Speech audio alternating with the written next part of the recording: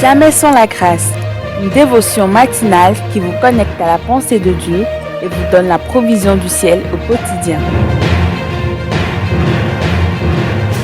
Bonjour chers amis, chers internautes, nouvelle journée, nouvelle provision, bienvenue dans cette dévotion, cette dernière de cette semaine.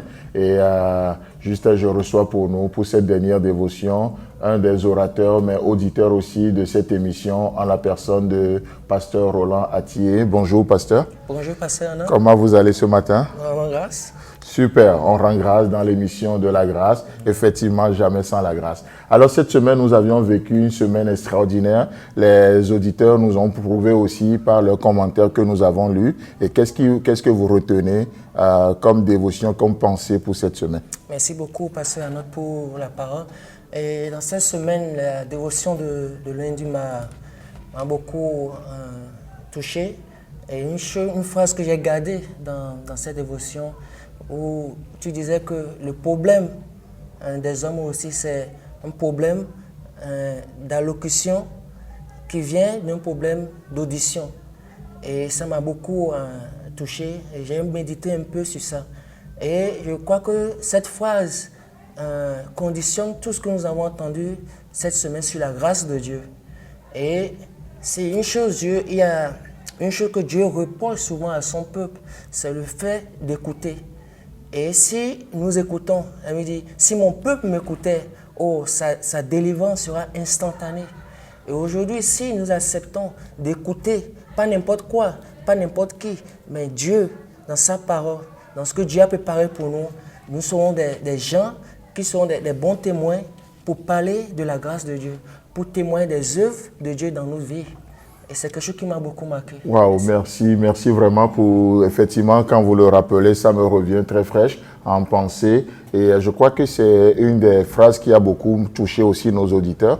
Parce que souvent nous parlons disant que oui, nous ne savons pas parler. On peut citer Moïse, Seigneur, je ne sais pas parler. On peut parler de Jérémie, Seigneur, je ne suis qu'un enfant. Mais une fois que ces gens-là vont apprendre à parler, ils vont apprendre plutôt à écouter Dieu, plus ils seront exposés à Dieu. On voit que, au fait, le problème de locution n'est plus du tout un problème. Le problème lié à la langue n'est plus un problème. Pourquoi? Parce que le problème lié à l'oreille est déjà résolu. Et ça, c'est merveilleux. Et vous savez, une chose aussi qui est merveilleuse, c'est comment pouvons-nous parler de la grâce de Dieu si nous ne savons pas écouter la grâce de Dieu, si nous ne savons pas recevoir de ses instructions. Et qu'est-ce que vous pouvez nous dire aussi par rapport, puisque vous disiez tout à l'heure que tout est lié vraiment, effectivement. Qu'est-ce que vous pouvez nous dire par rapport à Tite chapitre 2, le verset 11 et 12, qui nous parlait justement de l'école de la grâce? Merci beaucoup, Pasteur.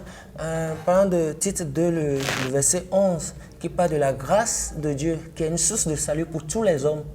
Et c'est une chose intéressante, lorsqu'on parle d'écouter, et que tous les hommes sont invités à écouter ce que la grâce est une source de salut pour tous les hommes. Pas pour pas pour un type de personne, pour pas les riches, non, mais pour tous les hommes.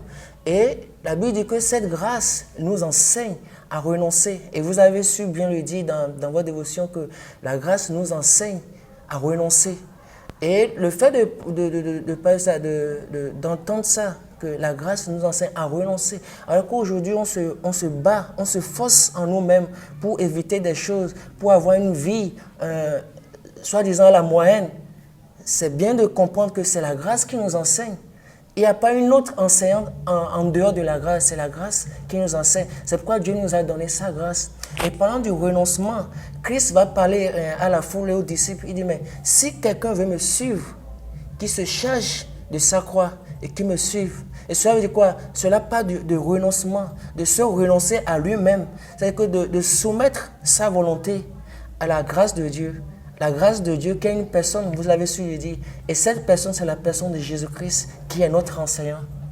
Waouh, merci beaucoup. Merci. Ça me fait penser au jardin d'Éden. Rassurez-vous, je n'y étais pas, mais juste en lisant la parole de Dieu, La Bible nous dit que Dieu qui descend chaque soir, qui vient dans le jardin et qui s'entretenait avec Adam et Ève. Oh, là, eux, ils ont vécu cette école en présentiel. Ils ont vécu cette école en live. Ce n'est pas par Internet, ce n'est pas en visio, mais ils étaient là. Et le plus grand des enseignants descendait, venait dans le jardin avec un programme bien chargé, le programme de la grâce. Mais rassurons-nous encore une fois, ce programme, comme le dirait Jésus, ce n'est pas un fardeau. Non, non, il est doux et humble de cœur. Et alors que la grâce de Dieu savait même que l'homme a échoué, Dieu restait quand même fidèle et il vient dans le jardin. Adam, où es-tu? Je trouve ça tellement beau, tellement merveilleux. Alors, encore une fois, merci beaucoup, Pasteur Roland, pour tout ce que vous avez partagé avec nous. C'est extraordinaire et vraiment, vous êtes un homme de grâce. Que cette grâce abonde sur ta vie, sur la vie de ta famille et sur chacun de nos auditeurs ce matin. Chers amis, chers internautes, que le Seigneur vous bénisse. Passez un agréable week-end et si Christ tarde à venir, on se retrouve la semaine prochaine. Si vous avez aimé cette émission, parlez-en à vos amis. Parlez-leur du message de la grâce et de ce qu'il fait dans vos vies. Pour un sujet de prière, une question ou pour devenir partenaire, contactez-nous au 00229 94 75 80 20. Que Dieu vous bénisse et à la prochaine. En attendant, pensez avec Dieu.